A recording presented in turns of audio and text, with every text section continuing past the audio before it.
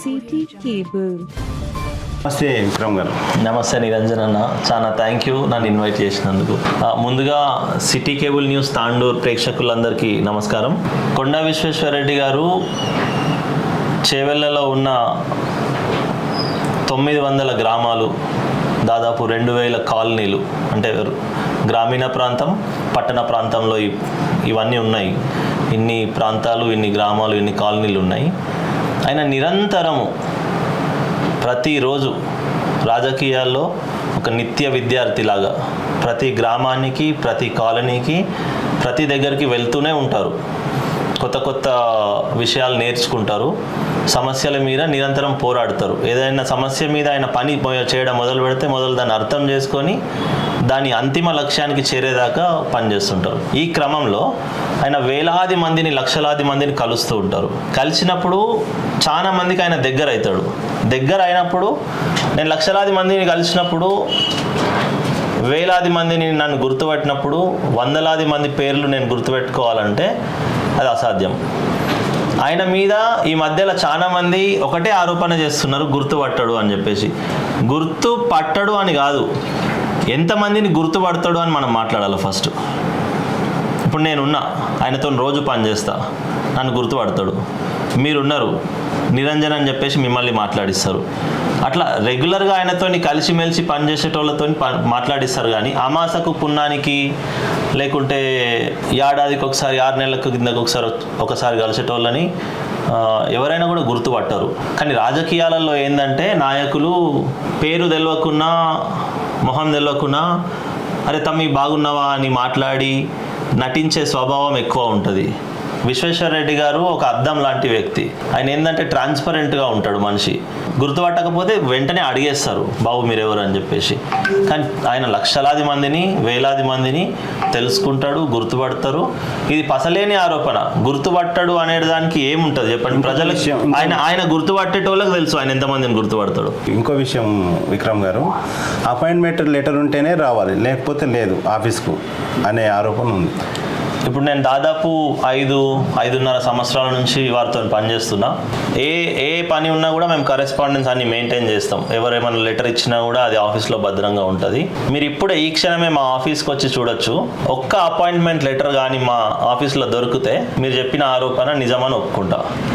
ఎవరిని కూడా అపాయింట్మెంట్ అంటే ఏంది? ఇప్పుడు నేను నిరంజన్ అన్న దగ్గరికి వస్తా అని చెప్పిన, నేను అన్న 7 గంటలకు వస్తా అని చెప్తా. అప్పుడు మీరేమంటారు? తమ్మి 7 గంటలకు వద్దు, 7:30కు రా అంటారు. ఎందుకు? నా సమయము మీ సమయము వృధా కావద్దు అని చెప్పేసి పరస్పరం మాట్లాడుకొని రావాలి అని అనుకుంటాం. ఆయన ఇతరుల సమయానికి విలువ ఇచ్చే మనిషి. అబద్ధాలు చెప్పి నువ్వు హైదరాబాద్కి వచ్చేసే అని చెప్పేసి గంటలు వెయిటింగ్ చేపియాడు. ఆయన ఎవరిని గేటు బయట నిల్చోబెట్టాడు. ప్రస్తుతం ఉన్న నాయకులు ఏంటంటే కింద కూర్చోబెట్టి పనులతో చెప్పిస్తారు లేడు అని చెప్పేసి.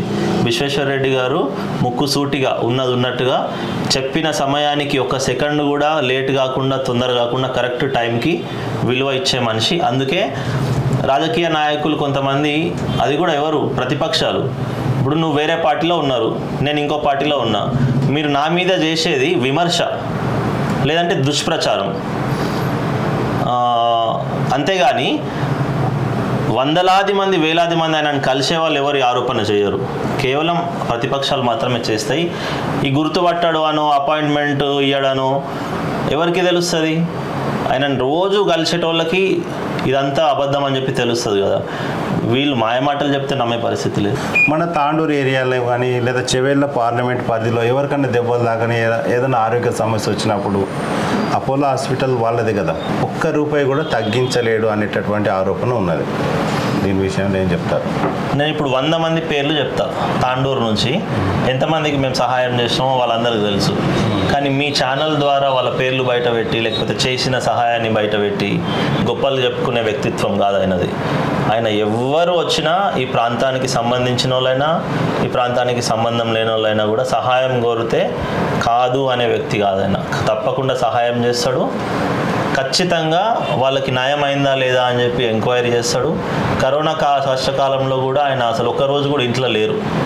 కంటిన్యూస్గా పని చేస్తూనే ఉన్నారు. ప్రజలకి ఎట్లయితే అవగాహన కల్పించాలో, తర్వాత ప్రజలకి ఎవరికైనా ఇబ్బంది ఉంటే సహాయం చేయాలని ఆయన కట్టిన యూత్ బిల్డింగ్ని కరోనా హాస్పిటల్ లాగా మార్చి దాంట్లో సేవలు అందించి డాక్టర్లను పెట్టి మెడిసిన్స్ ఇప్పించి అది డాక్యుమెంట్, అది చరిత్రని రంజిత్ రెడ్డి లాంటి మూర్ఖులు ఆరోపణలు చేస్తే చరిత్ర చెరిగిపోదు. రంజిత్ రెడ్డికి అసలు ఈ ప్రాంతానికి ఏమన్నా సంబంధం ఉందా? అసలు విశ్వేశ్వర్ రెడ్డి అంటే చేవెళ్ళ ప్రాంతానికి ఆత్మ లాంటోడు. చేవెళ్ళ మట్టిలో పుట్టిన మాణిక్యం విశ్వేశ్వర్ రెడ్డి. రంజిత్ రెడ్డి ఎవరు? చేవెళ్ళ ప్రాంతంలో పెరుగుతున్న ఒక కలుపు మొక్క, వరంగల్లో పెరిగిన కలుపు మొక్క ఎవడో పీకి పారేస్తే వచ్చి చేవెళ్ళలో పడ్డట్టు అయింది. ఈడికెళ్ళి పీకి పారేస్తే ఇంకెక్కడికి వెళ్ళి. కరోనా సమయం లోపల విశ్వేశ్వర రెడ్డి బయటికి కూడా రాలేదు, కానీ నేను బయటకు వచ్చిన నిత్యావసర సరుకులు సప్లై చేసిన, టీవీలు ఇచ్చిన, స్కూళ్ళకు కోడి గుడ్లు ఇచ్చిన, మరి ఆరోగ్యానికి సంబంధించిన ట్యాబ్లెట్లు అట్లాంటివి కూడా సప్లై చేసిన, అంబులెన్సులు కూడా ఇచ్చిన, కొన్ని వందలు ఇచ్చిన నేను అనే మాట అంటున్నాను. కరోనా కాలంలో తాండూరు ప్రాంతంలో జూనియర్ లెక్చరర్స్, ప్రైవేట్ కాలేజెస్కి సంబంధించిన లెక్చరర్స్, తర్వాత ప్రైవేట్ స్కూల్స్కి సంబంధించిన టీచర్స్ నిర్దాక్షిణ్యంగా వాళ్ళ జీతాలు రాలేవు. అప్పుడు వాళ్ళని ఎవరు ఆదుకున్నారు అని చెప్పేసి మీరు ఇప్పుడే ఫోన్ చేసి అడగండి. విశ్వేశ్వర్ రెడ్డి గారు అని చెప్పకపోతే నన్ను అడగండి. ఒక కోవిడ్ పేషెంట్లకి అవసరమైన వెంటిలేటర్ని దాదాపు 30-40 రోజులు శ్రమించి, పగలు రాత్రి అనే తేడా లేకుండా శ్రమించి విశ్వేశ్వర్ రెడ్డి గారు వారి దగ్గర ఉన్న చేవెళ్ళ ప్రాంతానికి సంబంధించిన ఇంజనీర్లు, అంటే ఆయన ట్రైనింగ్ ఇచ్చిన ఇంజనీర్లు, వీళ్ళందరూ కలిసి ఒక వెంటిలేటర్ని కనిపెట్టిరు. రంజిత్ రెడ్డి లాగా ఇంట్లో వండుకుంటే వెంటిలేటర్ తయారు కాదు. రంజిత్ రెడ్డి ఒక రాజకీయ అవగాహన లేని, కేవలం ఈ ప్రాంతాన్ని దోచుకొని రాజకీయాల ద్వారా ప్రజలను మభ్యపెట్టి పబ్బం గడుపుకోవాలని చూసే ఒక క్రిమినల్, ఒక white collar criminal Ranjith Reddy. అట్లాంటి క్రిమినల్ టీఆర్ఎస్ పార్టీలో ఒక్కరోజు కూడా పవర్ పోయినాక ఒక్కరోజు కూడా ఉండకుండా కాంగ్రెస్లోకి వచ్చి షెల్టర్ తీసుకున్నాడు.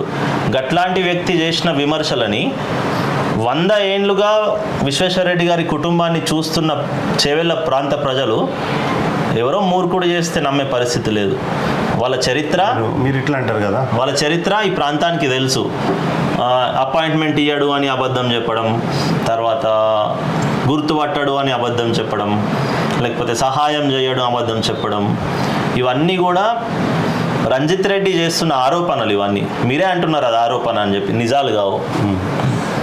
కోట్పల్లి ప్రాజెక్టును పర్యాటక కేంద్రంగా తీర్చిదిద్దుతా అని చెప్పేసి అక్కడ బిజినెస్ స్టార్ట్ చేస్తున్నాడు.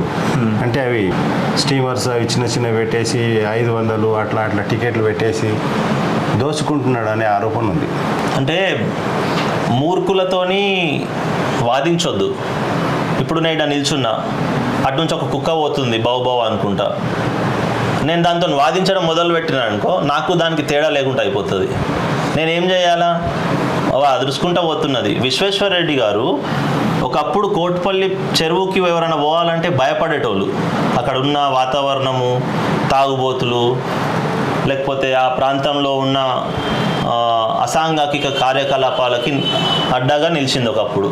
ఇవాళ ఆర్టీసీ కూకట్పల్లి నుంచి కోట్పల్లికి ఒక బస్సు వేసింది. ఎందుకు? ప్రయాణికుల తాకిడి తట్టుకోలేక. ఆదివారము శనివారము అక్కడికి పోతే మీకు ఒక కాయకింగ్ చేయడానికి మీరు బోట్ దొరకాలంటే మీరు 2 గంటలు 3 గంటలు వెయిట్ చేయాలి. ఈ వేలాది మంది కోట్పల్లికి రావడం వల్ల కోట్పల్లిలో ఉన్న చుట్టు పల్లెలు ఆర్థికంగా బలపడ్డాయి. అక్కడ చిన్న వీధి వ్యాపారులు, పంక్చర్ షాపులు, పల్లి బాటాన్ని అమ్ముకునేటోళ్ళు, ఫాస్ట్ ఫుడ్ సెంటర్లు, రియల్ ఎస్టేట్ పెరిగింది. ఈ క్రమంలో అక్కడ ఉన్న 100 మంది యువకులకి డైరెక్ట్గా ఉద్యోగం దొరికింది. వేలాది మంది ఇండైరెక్ట్గా లాభపడుతున్నారు. 100 కుటుంబాలు వాళ్ళ జీవితంలో సెటిల్ అయిపోయినాయి. ఇప్పుడు వీళ్ళందరికీ కూడా విశ్వేశ్వర రెడ్డి గారు చేసిన అభివృద్ధి వల్ల, పర్యాటక రంగం అభివృద్ధి వల్ల వీళ్ళ జీవితాలు నిలబడ్డాయి. ఆయన సహాయం చేస్తే జీవితాలు నిలబడతాయి. అంతేగాని ఎవడో మూర్ఖుడు చేసిన ఆరోపణల్ని మనం పరిగణనలోకి తీసుకోవద్దు. అక్కడ జరుగుతున్న అభివృద్ధి ఏదైతే ఉందో, అక్కడ వచ్చిన ఆదాయం అంతా కూడా ఆడిట్ ఉంటుంది. వీళ్ళలాగా బ్లాక్ మనీలు, లేకుంటే అవినీతి సొమ్ము, కబ్జాలు, లేకపోతే గుడులను గూలగొట్టి రియల్ ఎస్టేట్ చేసుడు, ఇట్లాంటి పనులు జరగలే ఎక్కడ. గుడులను కూలగొట్టి రియల్ ఎస్టేట్ చేసింది ఎవరు? రేవంత్ రెడ్డిని అడగండి చెప్తారు, ఆశన్న గారి జీవన్ రెడ్డిని అడగండి చెప్తారు, లేకుంటే ఈరావత్రి అనిల్ని అడగండి చెప్తారు, బట్టి విక్రమార్కని అడగండి చెప్తారు. ఇవాళ వీళ్ళంతా మంత్రులు, ఉప ముఖ్యమంత్రులు, ముఖ్యమంత్రులుగా ఉన్న వాళ్ళే చెప్పిర్రు రంజిత్ రెడ్డి హనుమాన్ల గుడిని కూలగొట్టి రియల్ ఎస్టేట్ వ్యాపారం చేస్తున్నాడు. నీ పార్టీలకు రాగానే అబద్ధం అయిపోతుందా? మీరు అడగండి, జర్నలిస్ట్గా మీరు నన్ను అడిగినప్పుడు ముఖ్యమంత్రిని ఎందుకు అడగారు? ఛాన్స్ ఏమున్నది, వీడియోలు అడగండి. ఇంకొక విషయం, ఇప్పుడు కోటపల్లి ప్రాజెక్ట్ ఒక్కటే అభివృద్ధి పరిస్థితి అయిపోతుందా? జుంటుపల్లి ప్రాజెక్ట్ ఉంది, ఇంకా చాలా చాలా ఉంది. అనంతగిరి గుట్ట ఉంది, అంబరామేశ్వరం ఉంది, యాకాంబ్రి ఉంది, అట్లా చాలా ఉన్నాయి. మరి అవి వాటిపైన ఎందుకు దృష్టి పెట్టలేదు? అందుకే అంటున్నాం, అబ్ కీ బార్ మోడీ సర్కార్, అబ్ కీ బార్ కేవీఆర్. విశ్వేశ్వరరెడ్డి గారు గెలిస్తే కోట్పల్లి లాంటి అభివృద్ధి చెందిన ప్రదేశాలు ఇంకా చాలా జరుగుతాయి. మొన్ననే అనుకున్నారు ముజాహిద్పూర్ చెరువుని కూడా కోట్పల్లి కంటే ఎక్కువ అభివృద్ధి చేస్తా అని చెప్పి. జుంటుపల్లి రామాలయాన్ని కూడా, అంటే సార్ ఎప్పుడు చెప్తారు ఏంటంటే ఒక టెంపుల్ మన దగ్గర ఉన్న అనంతగిరి కానీ, జుంటుపల్లి కానీ, అంబురామేశ్వర కానీ, లేకపోతే ఇట్లాంటి ఏకాంబరి కానీ, ఇవన్నిటిని కూడా ఒక టెంపుల్ టూరిజం సర్కిట్ లాగా తయారు చేసి టూరిజం పెంచాలి. ఇప్పుడు అనంతగిరి చుట్టూ ఇంత పర్యాటకం పెరిగిందంటే ఇవాళ కేంద్ర ప్రభుత్వం అనంతగిరి కోసం 100 కోట్ల రూపాయలు నిధులు శాంక్షన్ చేసిందంటే 100% ఇచ్చింది. ఒక మినిస్టర్ స్థాయిలో కేంద్ర మంత్రి కిషన్ రెడ్డి గారు మీడియా ముఖంగా ఎన్నో, మీరు గవర్నమెంట్ రిలీజ్ చేసిన డాక్యుమెంట్లు కూడా మీరు చూడొచ్చు. అనంతగిరి కోసం తెలంగాణలో మిగతా చోట్లకు కూడా అండ్ అనంతగిరికి కూడా 100 కోట్ల రూపాయలు కేంద్ర ప్రభుత్వం మోడీ గారు ఇచ్చిండ్రు. దాంట్లో విశ్వేశ్వరరెడ్డి గారి కృషి పూర్తిగా ఉన్నది. తప్పకుండా ఆ 100 కోట్ల అభివృద్ధితో ఈ ప్రాంతం మరింత అభివృద్ధి చెందుతుంది. ఇప్పుడు విశ్వేశ్వరరెడ్డి కోసం మీరు ప్రచారం ఎక్కడెక్కడ చేసినారు, ఎట్లా నడుస్తుంది, ప్రజల లోపల ఎలాంటి స్పందన ఉంది? మేము దాదాపు 3 నెలల నుంచి ఎన్నికల ప్రచారం చేస్తున్నాం. కానీ అంతకుముందే, అంటే నేను గత 5 ఏళ్ల నుంచి వారితో పనిచేస్తున్నాను. బహుశా ఒక్కరోజు కూడా ఆయన విశ్రమించాడు పని గురించి. తాండూరుకి గత 5 ఏళ్లలో మేము 100 సార్లు వచ్చిపోయి ఉంటాము. తర్వాత ప్రతి ఊరికి విశ్వేశ్వరరెడ్డి గారు ఈ ప్రాంతంలో ఉన్న 900 గ్రామాలు ఖచ్చితంగా 2 సార్లు, మినిమం 2 times, మ్యాక్సిమం 10-12 times తిరిగిండు. ఎందుకు అంటే ఎక్కడ ఎవరు పిలిచినా ఆత్మీయుని లెక్క వెళ్ళే మనిషి విశ్వేశ్వరరెడ్డి గారు. ఆయన రాజకీయ నాయకుల లెక్క 4 ఎంటేసుకొని 4 కార్లు ఉంటేనే పోయే వ్యక్తి కాదు. ఆయన అసామాన్య రాజకీయ నాయకుడు. ఎవరు పిలిచినా కూడా ఆత్మీయుని లెక్క వెళ్ళిపోతాడు.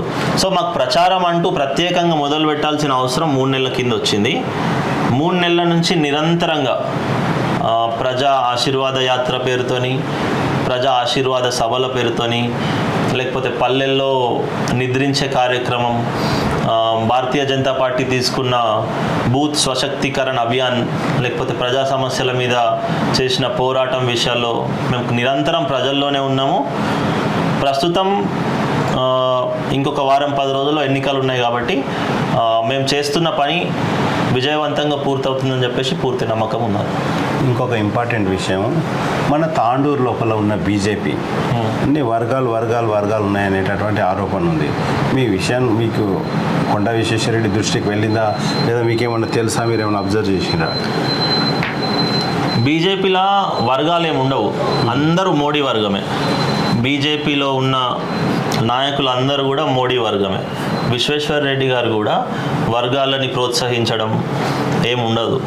అందరినీ కలుపుకొని పోయి పనిచేసే వ్యక్తి కొండ విశ్వేశ్వరరెడ్డి గారు.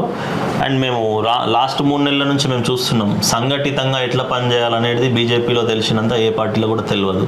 విశ్వేశ్వరరెడ్డి గారు ఆ పనిని మరింత మంచిగా చేస్తున్నారు. వర్గాలు ఉన్నాయనేది అది కేవలం ఆరోపణ మాత్రమే. కలిసికట్టుగా పనిచేస్తారు.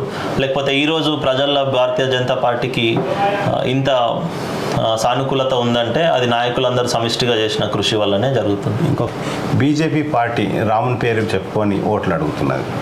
అంటే మతతత్వ పార్టీ అనేటటువంటి ముద్ర అయిపోయింది.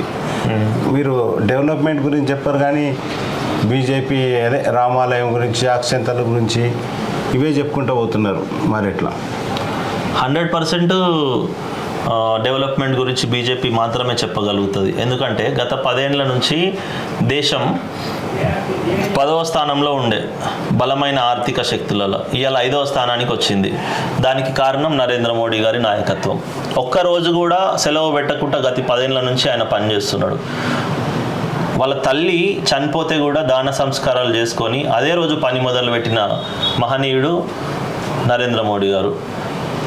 అందుకే ఖచ్చితంగా బీజేపీ చేసిన అభివృద్ధి గురించి మాట్లాడుతూ బీజేపీ మేనిఫెస్టో రిలీజ్ చేసింది, సంకల్ప పత్ర అని చెప్పేసి. అండ్ సంకల్ప పత్ర మాత్రమే కాకుండా శ్వేతపత్ర, అంటే రాజకీయాల్లో అందరూ అంటారు కదా శ్వేతపత్రం విడుదల చేయండి అని చెప్పి. మీరు చేసిన అభివృద్ధి మీద శ్వేతపత్రం విడుదల చేయండి అని అడుగుతారు. మోడీ గారిని ఎవరు అడగాల్సిన అవసరం రాలే, ఆయననే రిలీజ్ చేసిండు. మీరు శ్వేతపత్రాన్ని గూగుల్లో కొడితే మీకు వచ్చేస్తుంది మోడీ చేసిన అభివృద్ధి ఏందని చెప్పేసి. అండ్ పల్లెలలో ప్రజలు చెప్తున్నారు మాకు మోడీ మాత్రమే కావాలి, ఎందుకంటే మా జీవితాలకి అభివృద్ధి తీసుకొచ్చింది మోడీ మాత్రమే అని చెప్పేసి. ఇక అంతకంటే పెద్ద సంకల్ప పత్రం అవసరం మోడీ గారు ఎన్నో లక్షల ఉద్యోగాలు ఇస్తామని చెప్పి మాట తప్పిండ్రు అనే ఆరోపణ ఉంది.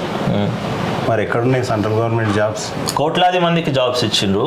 సెంట్రల్ గవర్నమెంట్ జాబ్స్ కూడా ఇస్తూనే వచ్చిండ్రు. మీరు గత ప్రభుత్వాలు ఇచ్చిన జాబ్స్తో పోల్చుకుంటే ఈ ప్రభుత్వం మోడీ గారు 10 ఏళ్లలో ఎన్నో రెట్లు ఎక్కువ ఉద్యోగాలు సృష్టించి ఇచ్చింది.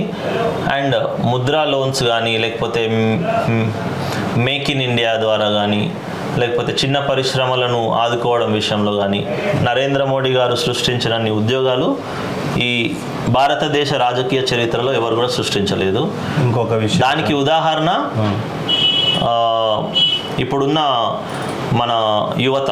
ఎందుకంటే వాళ్ళని మీరు అడిగితే చెప్తారు ఎంతమంది ముద్రా లోన్స్ ద్వారా సహాయపడి సొంతంగా బిజినెస్లు పెట్టుకొని మళ్ళీ గవర్నమెంట్కి లోన్ని కట్టేసి వాళ్ళు బాగుపడ్డారు, దేశం కూడా బాగుపడ్డది. అంతేగాని కొన్ని మూర్ఖత్వమైన పాలసీలు తీసుకొచ్చిన కాంగ్రెస్ టీఆర్ఎస్ లాగా 10 లక్షలు ఇస్తాం ఉంచుకో, 4,000 ఇస్తాం ఉంచుకో ఇట్లా కాదు. బీజేపీ సహాయం చేస్తే దేశం నిలబడుతుంది, దేశంలో ఉన్న ప్రజలు కూడా నిలబడతారు. ఇంకొక విషయం, జన్ధన్ అకౌంట్ खोलो 15 लाख एक నల్లధనాన్ని తీసుకొని వస్తా వేసేస్తా అకౌంట్లో అని చెప్పి మోడీ గారు అన్నారు కదా. మరి అంటే స్విస్ బ్యాంక్లో ఉన్న నల్లధనాన్ని తీసుకొస్తే దేశంలో ఉన్న ప్రజల ఖాతాలలో డబ్బులు వేస్తా అని చెప్పేసి మోడీ గారు ఎప్పుడు కూడా అనలేదు. ఆయన ఏమన్నారనంటే స్విస్ బ్యాంక్లో కాంగ్రెస్ పార్టీ దాచిన నల్లధనం ఎంత ఉందంటే కాంగ్రెస్ పార్టీ వల్ల దాయబడ్డ నల్లధనం ఒక్కొక్కరికి 15 లాఖ రూపాయలు ఇయ్యగలగవచ్చు, అంత డబ్బు దాచిరని చెప్పేసి. పబ్లిక్ అకౌంట్లలో వేస్తానని లేదు, అసలు అనలేదు. అసలు కాంగ్రెస్ పార్టీకి కొంచెమన్నా ఇంగిత జ్ఞానం ఉంటే మోడీ గారు వచ్చిన తర్వాత 54 కోట్ల మందికి బ్యాంక్ ఖాతాలు తెరిపించిండు.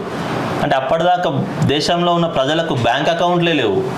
వాళ్ళు చేసే ఆరోపణకి ఏమైనా అర్థం ఉందా? అసలు రూట్ లెవెల్ కేంద్ర ప్రభుత్వం యొక్క పథకాలు అంటే వాళ్ళు చేసే ఆరోపణ ఎట్లుందంటే మోడీ ద్వారానే ఈ దేశంలో 54 కోట్ల మందికి బ్యాంక్ అకౌంట్లు తెరిపించబడ్డాయని చెప్పి ప్రచారం చేస్తున్నారు. అది నిజం, దానికి వాళ్ళని మెచ్చుకోవాలి అసలు మనం. రూట్ లెవెల్లో మంచిగా వచ్చినటువంటి కొన్ని కేంద్ర ప్రభుత్వ పథకాలు ఇంపార్టెంట్ ఏమో చెప్పు చూద్దాం. ఇప్పుడు భారతదేశంలో ఫస్ట్ సగర్వంగా ఆత్మగౌరవం ఫస్ట్ ఉండాలంటే మహిళలు ఇంతకుముందు ఎక్కడ పోయారు అంటే అంటే మలమూత్ర విసర్జన బహిరంగ చేసేటోళ్ళు. మోడీ గారు ఎవరు అడిగినరు ఆయనని? ప్రతి పేద ఇంటికి ఒక బాత్రూమ్ కట్టుకోండి అని చెప్పేసి ఆయన మొదలుపెట్టిండ్రు. లక్షలాది మందికి ఎన్ని 11 కోట్ల టాయిలెట్స్ కట్టించిండు ఆయన ఈ దేశంలో. అంటే అదెంత ఒక విప్లవం, అది సామాజిక విప్లవం. ఇంతకుముందు ఎటు పోయారు అంటే చెంబట్టుకు పోయిండు అనేటోళ్ళు, ఇప్పుడు ఎక్కడ పోయిండు అంటే బాత్రూమ్ పోయిండు అంటున్నారు. సో మన స్థాయిని పెంచిండా లేదా? దాని తర్వాత ముద్రా లోన్లు ఇచ్చిండు. దాని తర్వాత ఆకలికి ఎవరు కూడా బాధపడొద్దు అని చెప్పేసి 5 కిలోల బియ్యం ఇచ్చిండు. దాని తర్వాత రైతులకి ఇప్పుడు చెరుకు రైతులను మీరు ఇక్కడ అడికిచెర్ల పెద్దేముల వైపు పోయి అడగండి, టన్నుకి ఎంత లాభం వస్తుంది, క్వింటాల్కి ఎంత లాభం వస్తుంది అని చెప్పేసి వాళ్ళే చెప్తారు కదా. 2014లో వరి ధర ఎంత ఉండే, ఇయ్యాల ఎంత ఉన్నది. ఇట్లా ఏ రంగంలో అయినా తీసుకోండి మీరు, మోడీ ద్వారా లాభపడని భారతీయుడు కుటుంబం లేదు. అది అంతకంటే పెద్ద ప్రూఫ్ అవసరం లేదు. సరే, ఇప్పుడు గెలిస్తే, ఎలక్షన్లో గెలిస్తే ఎలాంటి హామీలు ఇస్తున్నారు? మన చెవెళ్లకు, మన తాండూరుకు ఎట్లాంటి హామీలు ఇస్తున్నారు? ఒకటి, ఏ నాయకుడు కూడా నేను ఇది చేస్తా అది చేస్తా అని చెప్పి ఒక డాక్యుమెంట్ రూపంలో ఇయ్యరు. విశ్వేశ్వర రెడ్డి గారు చేవెళ్ళ ప్రాంతాని కోసం మేనిఫెస్టోని తయారు చేశారు. దానికి పేరు కూడా సంకల్ప పత్రం అని చెప్పేసి పెట్టిండ్రు. దాంట్లో మీరు చూస్తే ఇది ముందు మాట: ప్రియమైన చేవెళ్ళ ప్రజలందరికీ నమస్కారం.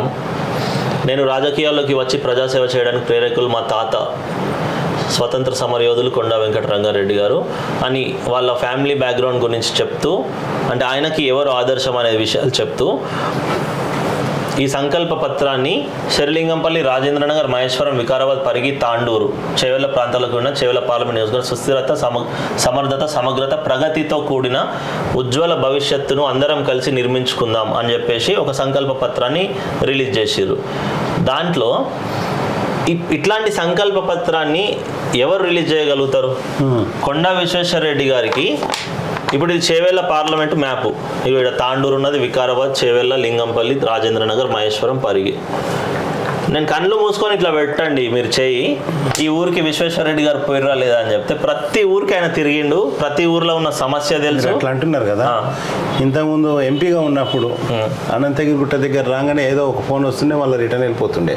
అయినా కూడా తన సొంత కొడుకు పెళ్లి ఉంటే తాండూరులో ఉన్న ప్రతి గ్రామానికి వెళ్ళి అక్కడ ఉన్న సర్పంచ్ని, అక్కడ ఉన్న ఎంపీటీసీని ఇంటికి వెళ్ళి, చైన్లో ఉంటే చైన్లకు వెళ్ళి పత్రిక ఇచ్చి ఆహ్వానించి వాళ్ళ ఇంట్లో నీళ్లు తాగి, మజ్జిగ తాగి వాళ్ళతోని కనెక్ట్ అయిన వ్యక్తి, వాళ్ళ సమస్యల గురించి తెలుసుకున్న వ్యక్తి కొండా విశ్వేశ్వర రెడ్డి గారు. తాండూరులో అప్పుడున్న పరిస్థితుల కారణంగా ఏ పని కూడా విశ్వేశ్వర రెడ్డి గారిది ఆగలేదు. ఆయన ఎంపీ ల్యాడ్స్ కూడా జనరల్గా పొలిటీషియన్స్ ఏం చేస్తారు, ఎవరికో ఒక కాంట్రాక్టర్కి ఇచ్చేసి ఒక ఎమ్మెల్యేకి చెప్పి నీ ఇష్టం ఉన్న దగ్గర ఖర్చు పెట్టుకో అని అంటారు. ఇక్కడ ఉన్న దాదాపు 600 గ్రామాలలో ఆయన ఎంపీ ల్యాడ్స్ ఖర్చు పెట్టిండు. ప్రతి విలేజ్ 600 గ్రామాలు, 900 గ్రామాలలో అన్ని పెట్టకున్నా ప్రతి మండలంలో ఆల్మోస్ట్ అన్ని గ్రామాలలో పెట్టిండు ఆయన. సో అప్పుడు సర్పంచ్ ఎవరన్నా ఉండని ఆ విలేజ్లో అవసరం ఉంది అంటే విశ్వేశ్వర రెడ్డి గారి ద్వారా ఆ పని అక్కడ జరిగింది. అందుకే ఆయనకి పార్టీలకు అతీతంగా అభిమానులు అందుకే ఉంటారు. ఈ సర్పంచ్ ఈ పార్టీ అని చెప్పి ఫండ్ ఇవ్వకపోవడము, లేకపోతే ఈ మనిషి ఈ పార్టీ అని చెప్పి ఫండ్ ఇవ్వకపోవడం. ఈ రంజిత్ రెడ్డి అనే మూర్ఖుడు టీఆర్ఎస్లో ఉన్నప్పుడు ఏం మాట్లాడిండు షాబాద్లో, టీఆర్ఎస్ కండువా వేసుకున్న వాళ్ళకే మా పథకాలు ఇస్తాం, ప్రెస్ వాళ్ళు ఏమన్నా రాసుకోండి, నేను వకాల్తా తీసుకొని చెప్తున్నా అన్నాడు. రాజకీయాలలో అంతకంటే బరి తెగింపమని ఉంటుందా? మీరు చూసిరా, మీరు ఇంత సీనియర్ జర్నలిస్ట్ కదా, మా పార్టీ కండువా వేసుకున్నోడికే మేము పథకాలు ఇస్తాం అని అన్న నాయకుడు ఉంటాడా? ఇంకా ప్రెస్ వాళ్ళని కూడా ఏమన్నా రాసుకోండి అని అన్నాడు. అంటే ఆయన ఏందన్నట్టు ఆయన కండకావరం. ఎంత పైసలతోని లేకపోతే అవినీతితోని మదం ఎక్కుతే అట్లా మాట్లాడతారు. విశ్వేశ్వర రెడ్డి గారు నీతికి నిజాయితీకి మారుపేరు. రంజిత్ రెడ్డికి సూటిగా అడుగుతున్నా, దమ్ముంటే ఒక్క రాజకీయ విమర్శ చేయు విశ్వేశ్వర రెడ్డి మీద. అన్ని చిల్లర ఆరోపణలు, చిల్లర మాటలు, అది నీ వ్యక్తిత్వం ఏందో చెప్తున్నది. నేను ప్రజలలో తిరుగుతుంటే రంజిత్ రెడ్డి గురించి మామూలుగా తిడతలేరు, కెమెరా ముంగడ చెప్తే బాగుండదు.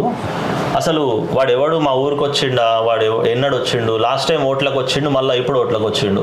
మధ్యలో మీరు చెప్పండి, రంజిత్ రెడ్డి ఎప్పుడైనా వచ్చిండా దానికి?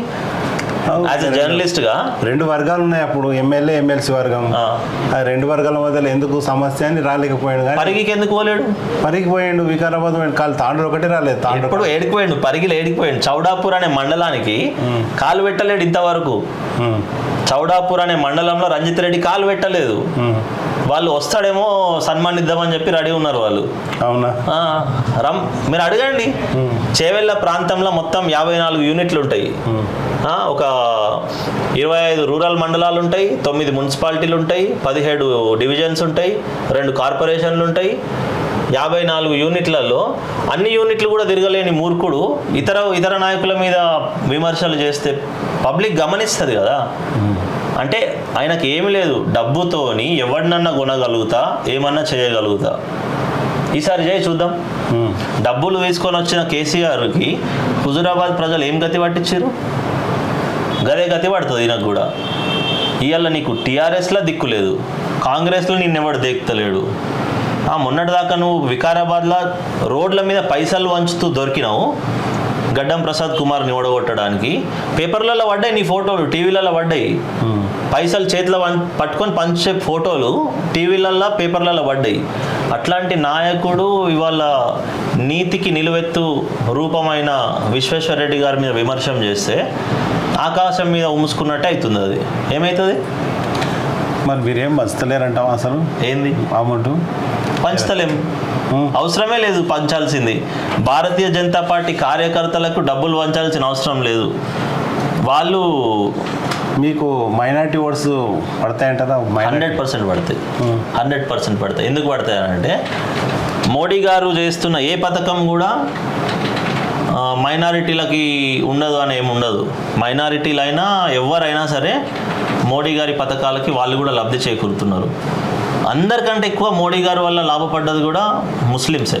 ఎట్లా అంటే ఒక అమానవీయమైన ట్రిపుల్ తలాక్ అనే ఒక పద్ధతిని ఆయన నిర్మూలించిండు ఈ దేశాన్ని నుంచి. కోట్లాది మంది ముస్లిం మహిళలకు లాభమైనట్టు కాదా? ఆడపిల్లలను పెళ్లి చేసుకొని వాళ్ళకి అవసరం తీరినాక తలాక్ అంటే వాళ్ళు డైవర్స్ కావాల్సిన పరిస్థితి నుంచి వాళ్ళకి స్వతంత్రం ఇప్పించిండా లేదా మోడీ గారు? సో అది ఒక విప్లవాత్మకమైన చట్టం కాబట్టి 100% ఉత్తరప్రదేశ్లో మోడీ గారిని ఓట్లేసి గెలిపించినట్టే తెలంగాణలో ఉన్న ముస్లిం సోదరమణులు కూడా అంత గొప్ప చట్టాన్ని, అంత గొప్ప మనిషిని ఖచ్చితంగా గెలిపిస్తారని చెప్పేసి మేము నమ్ముతున్నాం. అయితే ఇప్పుడు మీరు చూస్తే విశ్వేశ్వరరెడ్డి గారు చేసిన కార్యక్రమాల గురించి మీకు చూపెడతాను నేను. వైద్య శిబిరాలు నిరంతరంగా కొనసాగుతూనే ఉంటాయి పల్లెలలో. తర్వాత ఈ ఎగ్జామ్స్ పిల్లలకి సపోర్టు, లేదంటే టమాటా రైతులకి విశ్వేశ్వరరెడ్డి గారు ఏ విధంగా సహాయపడ్డారు అనేది. ఇప్పుడు ఎక్కడ పోయినా కూడా ప్రజలు దీని గురించే మాట్లాడుతున్నారు. ఇంతకుముందు రైతు బంధు అనే పథకం ఏం చేస్తుండే? భూస్వాములు 100 ఎకరాలు ఉన్నోనికి ఎక్కువ, 2 గుంటలు ఉన్నోనికి తక్కువ. నరేంద్ర మోడీ పథకం ఎందుకో అందరికి 6,000 వస్తుంది. మరి సమానంగా ఎక్కువ తక్కువ పెట్టుబడి సహాయం అంటే ఈ దేశంలో ఉన్న ప్రజలందరూ నీకు ఒకటేలాగా కనిపించాలి కదా. నువ్వు 10 ఎకరాలు ఉన్న వాళ్ళకి 100 ఎకరాలు ఉన్న వాళ్ళకి సహాయం చేస్తే ఏం లాభం? మోడీ గారి విప్లవాత్మకం అంటే గిట్లుంటాయి. కేసీఆర్దే కాపీ కొట్టిన స్కీమ్ అదే అని అంటారు. అదే చెప్తున్నా, కేసీఆర్ది దోచిపెట్టే స్కీమ్, ఇది రైతులను నిలబెట్టే స్కీమ్. ఇది అది ఇది టమాటోల ధరలు ఎప్పుడు ఒకటేలాగా ఉండవు. ఇవాళ రూపాయి ఉంటే రేపు పొద్దున 100 రూపాయలు కూడా ఉంటాయి. అండ్ విశ్వేశ్వరరెడ్డి గారు ఏం ఆలోచించారు అంటే టమాటా రైతులకి ధర ఎప్పుడు కూడా ఒక స్థిరత్వం ఉండాలని చెప్పేసి టమాటాలని ప్యూరీ లాగా తయారు చేసి దాన్ని ప్యాకింగ్ చేసి అమ్ముతే వాళ్ళకు వచ్చే ప్రైస్ మాత్రం తగ్గదు. మద్దతు ధర వాళ్ళకు వచ్చేది వస్తుంది. దాని తర్వాత దాన్ని మార్కెట్ చేయొచ్చు అని చెప్పేసి ఆయన ఆలోచన. అంటే ఈ విధమైన ఆలోచనలు రాజకీయాలలోకి తీసుకొచ్చింది మన రాష్ట్రం తరపున కొండ విశ్వేశ్వరరెడ్డి గారు అని చెప్పేసి రైతులందరికీ తెలుసు. ప్రధానమంత్రి ఆవాస్ యోజన ఈ ఇప్పుడు ఏఐడిఎంకే ఉంది ప్రభుత్వం, లేకపోతే డిఎంకే ప్రభుత్వం ఉంది తమిళనాడులో, అండ్ వెస్ట్ బెంగాల్లో టీఎంసీ ఉంది, తృణమూల్ కాంగ్రెస్, మళ్ళీ జగన్ ఉన్నారు. అంటే ఎక్కడెక్కడైతే భారతీయ జనతా పార్టీ ప్రభుత్వం లేకున్నా రాష్ట్రాలలో ప్రధానమంత్రి ఆవాస్ యోజన కింద 10 లక్షలు, 20 లక్షలు, 30 లక్షలు, 40 లక్షలు ఇల్లు కట్టిర్రు ఆ రాష్ట్రాలలో. అవి ఎవరికి అందినాయి? ఈ దేశంలో ఉన్న ప్రజలకే కదా. వాళ్ళు ఓట్లు వేసిర్రా అని అడిగిండ నరేంద్ర మోడీ? నాకు ఓట్లు వేసిన వాళ్ళకే కట్టన్నాడు. అందులో ముస్లిమ్స్ కూడా ఉన్నారు కదా, ఎంతో పర్సెంటేజ్ ముస్లిమ్స్ కూడా ఉన్నారు కదా. అందుకే కులాలకు మతాలకు అతీతంగా పాలించేది భారతీయ జనతా పార్టీ మాత్రమే. ఇంకొకటి, ఇవాళ మీరు ఎనీ సర్పంచ్ని, మొన్న టర్మ్ అయిపోయింది కదా సర్పంచ్లది, ఎనీ సర్పంచ్ని మీరు ర్యాండమ్గా మీ స్టూడియోకి పిలుచుకొని అడగండి, నీ 5 ఏళ్ళ టర్ములా నువ్వేమేం పనులు చేసినావు అప్ప అని అడగండి. ఆయన చేసిన ప్రతి పని సెంట్రల్ గవర్నమెంట్ ఫండే ఉంటుంది. స్టేట్ గవర్నమెంట్ ఏం లేదండి, జీరో. ఏం లేదు కాదు, జీరో అంటున్నా. ఏమీ ఉండదు స్టేట్ గవర్నమెంట్. ఎన్ఆర్ఈజిఎస్ కింద, లేకపోతే సడక్ యోజన కింద, లేకుంటే ప్రధానమంత్రి స్కీమ్ల కింద సెంట్రల్ గవర్నమెంట్ పనులు తప్ప ఈ రాష్ట్ర ప్రభుత్వాలు మన పల్లెలకి చేసింది జీరో. అందుకే ఇప్పుడు ఉచిత బియ్యం ఇస్తుంది కూడా ఎవరు? కేంద్ర ప్రభుత్వం. కానీ ఇక్కడ ఏం చెప్పుకుంటారు? నేనే ఇస్తున్నా అని చెప్పుకుంటారు. ఇప్పుడు కాంగ్రెస్ పార్టీ ఏం చేస్తుంది? 2 కిలోలో 1 కిలో రాసి పూర్తిగా మొత్తం మేము ఇస్తున్నాం. మోడీ ఇచ్చే 5 కిలోలకి వీళ్ళు 1 కిలో ఇచ్చి 6 కిలోలు మేము ఇస్తున్నామని చెప్పుకుంటున్నారు. ప్రజలకి ఇప్పుడు అవగాహన వచ్చేసింది, ఈ మాయమాటలు నమ్మే పరిస్థితి లేదు.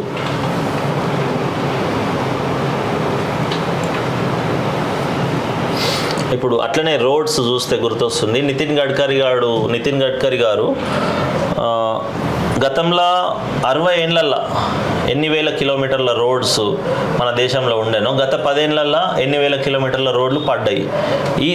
ఈ స్టాటిస్టిక్స్ తీసుకుంటే మనకు తెలిసిపోతుంది.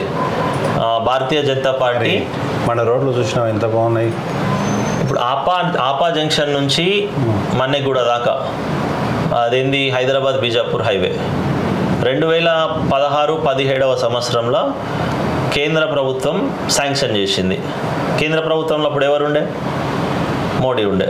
మోడీ ఇచ్చిన రోడ్డు. దాని తర్వాత రాష్ట్ర ప్రభుత్వం బాధ్యత ఏముంటుంది అంటే ల్యాండ్ అక్విజిషన్ చేయాలి, అంటే భూసేకరణ చేయాలి. ఎవడుండే అప్పుడు ప్రభుత్వంలో? బీఆర్ఎస్ చంద్రశేఖరరావు ఉండే. చంద్రశేఖరరావు కేసీఆర్ ప్రతినిధిగా ఈ ప్రాంతంలో ఎవరుండే? ఇక్కడ రంజిత్ రెడ్డి ఉండే. నీకు భూసేకరణ చేయించే తెలివి లేదు. 5 సంవత్సరాలు ఈయన ఉండే కదా మన కొండ విశ్వేశ్వరరెడ్డి కూడా. 2017లో దాని శాంక్షన్ వచ్చింది. 2018లో ఈ లోకల్ బాడీ మన స్టేట్ గవర్నమెంట్ ఎలక్షన్స్ వచ్చేసినాయి. 19 నుంచి రంజిత్ రెడ్డి ఎంపీగా ఉండే. 19, 20, 21, 23, 24 ఇప్పటిదాకా కూడా ఎంపీగా ఉండే. ఈ 5 ఏళ్లలో భూసేకరణ చేపియలేకపోయాడు కేసీఆర్తోని. నేను తీసుకొచ్చినా అంటాడు. నువ్వు తీసుకొచ్చింది అయితే 2017 ఎట్లా వస్తుంది అసలు? అప్పుడు నువ్వు అడ్రస్సే లేవు కదా, నువ్వు కోడ్లు గుడ్లు అమ్ముకుంటున్నావు అప్పుడు కదా. అంటే అబద్ధాలు చెప్పడానికి అర్థం ఉండాలి కదా. ఇప్పుడు నేషనల్ హైవేస్ వెబ్సైట్లకు పోయి ఎవరన్నా చెవెళ్ళ ప్రాంతంకి చెందిన యువకుడు చూస్తే ఈ రోడ్ అప్పుడే శాంక్షన్ అయి ఉంటుంది. మరి వీడు నేను తెచ్చినా అంటున్నాడు. దానికి ఏమైనా అర్థం ఉందా? అంటే ఆయన ఆరోపణలు మర్యాద పెంచుకునేటట్టు లేవు. మర్యాద నా అంతటా నేనే మర్యాద తీసుకుంటున్నా అన్నట్టున్నాయి. సో మేము కూడా ఆయనకు మర్యాద ఇవ్వాలని అనుకుంటలేము. అయితే ఇప్పుడు గడ్కరీ గారు చేస్తున్న అభివృద్ధి గురించి అందరికీ తెలుసు. ఇప్పుడు కొడంగల్ నుంచి via Tandur Chincholi highway sanction అయింది. అది కూడా మోడీ గవర్నమెంటే ఇచ్చింది.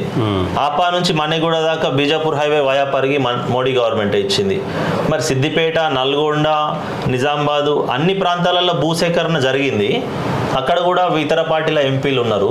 ఈ చాతగాని సన్నాసులు రంగారెడ్డి జిల్లాని, వికారాబాద్ జిల్లాని మాత్రమే ఎందుకు ఇట్లా చేసిర్రు? అభివృద్ధికి ఎందుకు? హైదరాబాద్కి కూతవేటు దూరంలో ఉంటుంది, అభివృద్ధికి మాత్రం అందనంత దూరంలో ఉంటుంది. ఎందుకు? తాండూరులో ఉన్న అసలు ఇంత వనరులు ఎక్కడన్నా ఉన్నాయా ప్రపంచంలో? అభివృద్ధి శూన్యం.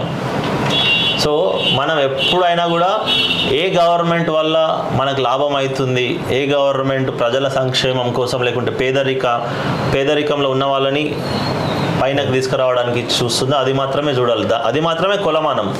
లేకుంటే ఈ బట్టెబాజ్ ప్రభుత్వాలు లీడర్లు వస్తారు పోతారు, కానీ మనం విఘ్నత ఉన్న వాళ్ళుగా ప్రజలకు మనం చెప్పాల్సింది మాత్రం ఇదే.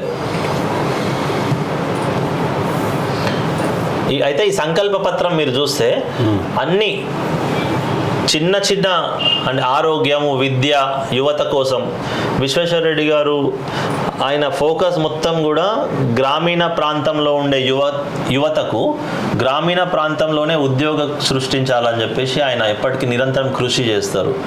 ఇప్పుడు పల్లెటూర్లలో ఉన్న యువత అందరూ హైదరాబాద్కి పోతే ఆ ఊరు ఎట్లుంటుంది? బోసిపోతుంది. అంత ముసలోళ్ళే ఉంటారు. ముసలోళ్ళకి ఏదైనా కష్టం వచ్చి నష్టం వచ్చి హాస్పిటల్కి పోవాల్సి వస్తే ఎవరు తీసుకుపోవాలా? ఎవరు ఉండరు. సో ఇక్కడ వాళ్ళకి ఇక్కడనే ఉద్యోగాలు కల్పిస్తే ఇక్కడనే వాళ్ళు 15,000 సంపాదించుకుంటే హైదరాబాద్లో 30,000 సంపాదించినా అంతే కదా. అక్కడ కిరాయిలు కట్టాలా, తిరగాల, తినాలా, ఇదంతా ఉంటుంది కదా. తల్లిదండ్రులతో ఇక్కడనే అందుకే కోట్పల్లి అనేది ఒక గొప్ప ఆదర్శవంతమైన కృషి. అది ఇప్పుడు మన ముందు కళ్ళ ముందు అంటే కనిపిస్తున్నది. అభివృద్ధి అంటే రాజకీయ నాయకులు ప్రభుత్వాల సహకారం లేకున్నా కూడా ఎట్లా చేయగలుగుతారు అని చెప్పేసి మీకు తెలుసు కదా, దాన్ని ఎంతమంది ఆపడానికి చూసిరు. ఇప్పుడు మీరు ఆ చుట్టుపక్కల ఉన్న ప్రాంతంలోకి వెళ్ళి యాజ్ ఎ జర్నలిస్ట్గా సర్వే చేస్తే మీకు తెలిసిపోతుంది కదా అక్కడ అభివృద్ధి ఎంత జరుగుతుంది అనేది.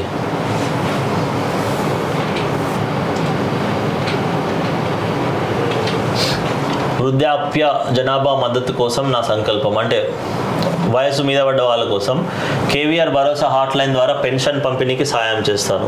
పెన్షన్లు రానోళ్ళు ఊర్లలో వేలాది మంది ఉన్నారు. ఇప్పుడు మనం పెన్షన్ ఇస్తుంది అనుకుంటాం, కానీ చాలా మందికి పెన్షన్లు వస్తలేవు. సో తప్పకుండా ఆయన ఎంపీగా ఉంటే ప్రభుత్వం నుంచి పెన్షన్ ఇప్పించే బాధ్యత తీసుకుంటారు. అంటే ఆ మైన్యూట్ డీటెయిల్స్కి పోతాడు ఆయన. ఇప్పుడు కాళేశ్వరం ప్రాజెక్టు వల్ల తెలంగాణ ఎంత నష్టపోయింది మనం అందరం చూసినాం, లక్షల కోట్లు. దాని గురించి ఫస్ట్ మాట్లాడింది ఎవరు? దీనివల్ల తెలంగాణ నష్టపోతుందని చెప్పేసి కొండ విశ్వేశ్వరరెడ్డి గారే కదా. అధికారంలో ఉన్నప్పుడే ఆయన కాళేశ్వరం వల్ల మనకు నష్టం అవుతుందని చెప్పేసి కదా అధికార పార్టీని వదిలి ప్రతిపక్ష పార్టీలకు వచ్చిండు. మొన్న కూడా ఎలక్షన్లకు ముందట ఆ మేడిగడ్డకి ఎట్లా కూలిపోయినాయని చెప్పేసి మీరు చూసుంటారు, ఒకటి ప్రాక్టికల్గా వేసి చూపెట్టిండు కదా. సో ఆయన ఏది చేసినా కూడా సైంటిఫిక్ టెంపర్మెంట్తోని, లేకుంటే ఒక ఏమంటారు రీసెర్చ్ ఓరియంటెడ్గా మాట్లాడి పబ్లిక్కి చైతన్యపరుస్తారు. కాళేశ్వరం లాంటి ఇంకొక ప్రాజెక్టు పాలమూరు రంగారెడ్డి కావద్దు, మన ప్రాంతం రైతులకి లాభమయ్యే విధంగా ఉండాలి అని చెప్పేసి ఆయన కోరుకుంటారు. మీరు చూడండి, కొడంగల్కి కాగ్నా నీళ్ళని తీసుకుపోవాలని చెప్పేసి ఆయన ఏదో ప్రపోజల్ పెట్టిండు. యాలల్ల నుంచి కాగ్నా పోతుంది, మరి ఎందుకు యాలల్లో పంటలు పండుతలేవు? ఇవి మాట్లాడతలేరు ఎవరు. ఈ 100 రోజులల్లో కాంగ్రెస్ పార్టీకి కనీసం తాండూరు పట్ల ఏమన్నా కొంచెమైనా నిబద్ధత ఉంటే ఫస్ట్ వాళ్ళు ఆదుకోవాల్సింది యాలాల రైతుల్ని కదా. ఏమన్నా చేసిరా? దాని గురించి ఏమన్నా మాట్లాడిరా? మాట్లాడలేదు. సో మనము కేసీఆర్ చేసే వింతలు, రేవంత్ రెడ్డి మళ్ళీ ఇప్పుడు ఏదో మూసీ సుందరీకరణ అంటున్నాడు, దానికి 1 లక్ష కోట్లు కావాలంట. కాళేశ్వరం 1 లక్ష కోట్లు అయిపోయింది, ఇది 1 లక్ష కోట్లు.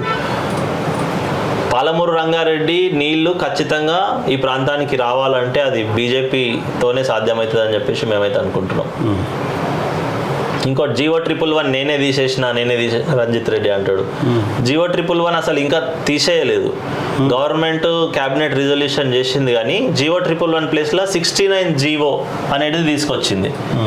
69 GO వల్ల ఏ పేదోడికి కూడా లాభం కాలే. కానీ రంజిత్ రెడ్డి మాత్రం GO 111 ఏరియాలో ఫామ్ హౌస్ కట్టుకున్నాడు.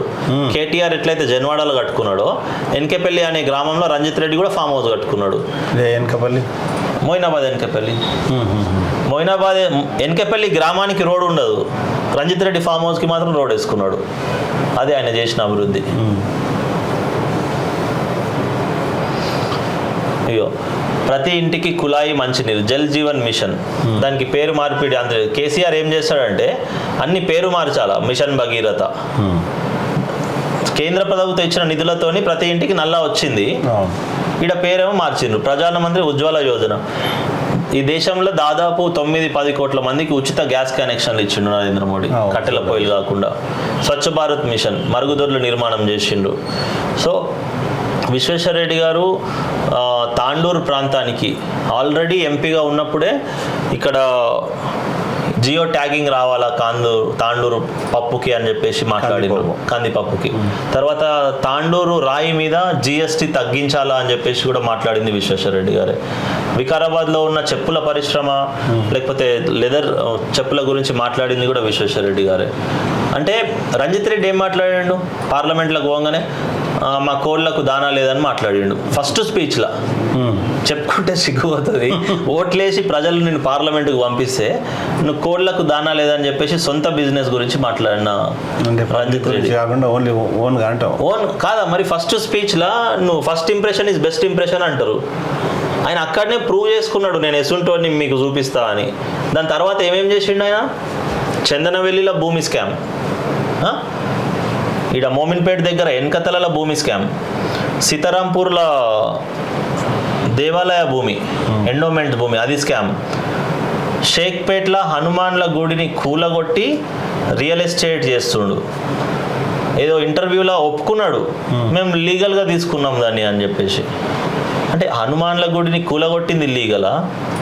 ఆ విగ్రహం అక్కడ పడిపోయి ఉన్నది లీగలా? బజరంగ్ దళోళ్ళు అక్కడికి పోయి కొట్లాడి పోరాటం చేస్తే వాళ్ళ చెవులలోకి వెళ్ళి రక్తం గారేటట్టు కొట్టడం లీగలా? ఏంది లీగల్?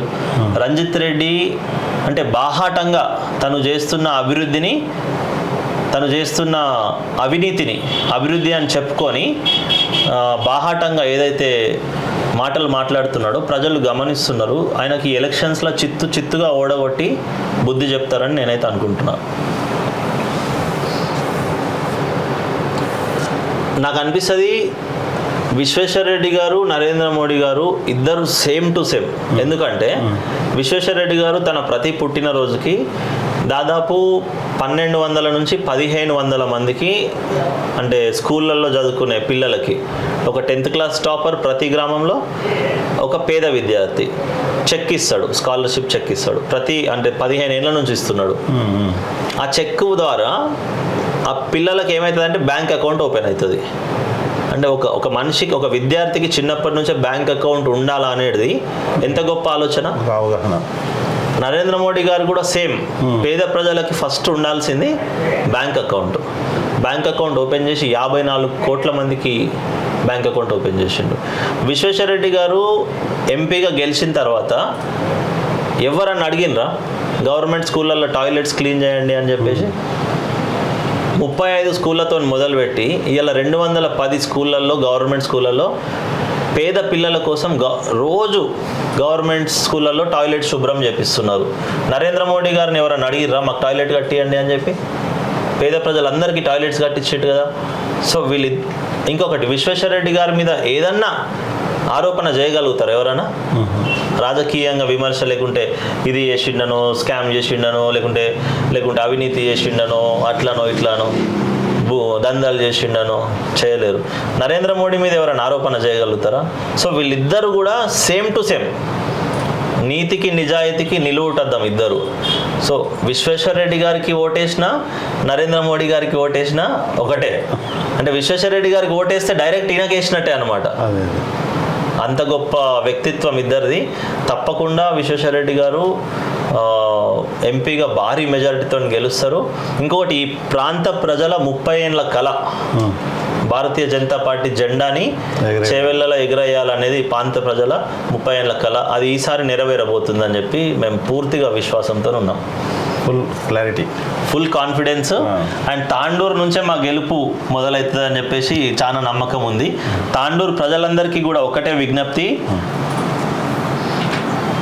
ఏ రంజిత్ రెడ్డి అయితే 15% ముస్లిమ్స్ నాకున్నారు, నేనే గెలుస్తా అని చెప్పి బాహాటంగా చెప్తున్నాడో, తాండూరు ప్రజలారా మీరందరూ కూడా గమనించండి. ఎంత విర్రవీగి రాజకీయాలలో ఒక మతతత్వ ధోరణితోని రంజిత్ రెడ్డి మాట్లాడుతున్నాడు మీరు ఆలోచించండి. ఖచ్చితంగా 15% ఓట్లు కూడా భారతీయ జనతా పార్టీకే రావాలా. మిగిలిన 85% ఓట్లు అయితే తప్పకుండా వన్ సైడ్ గుద్దుతే రంజిత్ రెడ్డి చేవెళ్ళలో అడ్రస్ లేకుండా పోవాలని చెప్పేసి తాండూరు ప్రజలందరికీ విజ్ఞప్తి చేస్తున్నా.